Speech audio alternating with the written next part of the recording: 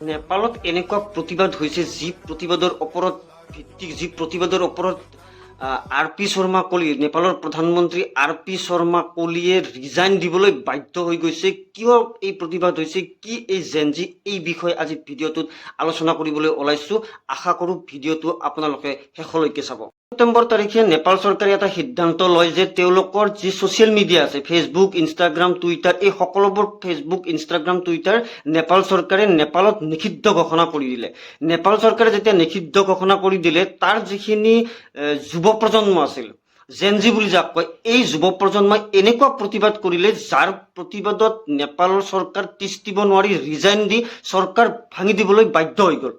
টো হ'ল হঠাতে নেপাল চৰকাৰে কি কাৰণে ফেচবুক বা ছ'চিয়েল মিডিয়া বেন কৰিবলৈ বাধ্য হ'ল। কি এনেকুৱা কাৰণ হ'ল নেপালত যে ফেচবুক, ইনষ্টাগ্ৰাম, টুইটাৰ, এক্স সকলোবোৰ বেন কৰিবলৈ বাধ্য হ'ল, তাৰ আঁৰত কি ৰহস্য আছে? আচলতে এই ৰহস্যৰ অন্যতম কাৰণটো হ'ল নেপালৰ দুৰ্নীতি।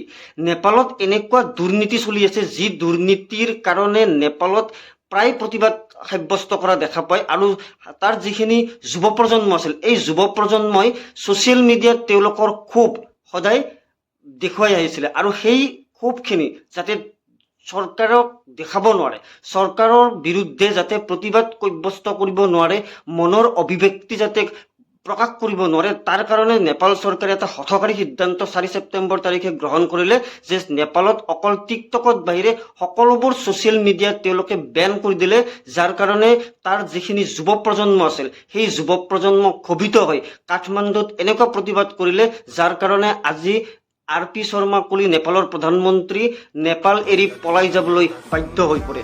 এটা কথা মন কৰিবলগীয়া যে নেপালৰ ৰাজনৈতিক অস্থিৰতা আজিৰ নহয়, যোৱা 17টা বছৰত 14 বাৰকৈ নেপালৰ ৰাজনীতিক অস্থিৰ হোৱা দেখা পোৱা গৈছে, আৰু আৰ পি তাৰিখত ভাৰতৰ কাৰণেও এই নেপালৰ ৰাজনৈতিক অস্থিৰতা এক প্ৰত্যাহ্বান হিচাপে দেখা পোৱা গৈছে, কাৰণ ভাৰতৰ সীমামূৰীয়া আটাইকেইখন ৰাষ্ট্ৰৰে ৰাজনৈতিক অস্থিৰ হোৱা দেখা পোৱা গৈছে। সেই বাংলাদেশেই হওক, শ্ৰীলংকাই হওক, ম্যানমাৰেই হওক, আৰু শেহতীয়াভাৱে নেপালৰ যি পৰিস্থিতি, সেই পৰিস্থিতিয়ে ভাৰতকো যে উদ্বিগ্ন কৰি তুলিব, ভাৰতৰ ৰাজনীতিটো এই চুবুৰীয়া ৰাষ্ট্ৰৰ ৰাজনীতিয়ে যে প্ৰভাৱ বিস্তাৰ কৰিব, সেইটো এক প্ৰকাৰ নিশ্চিত হৈ পৰিছে।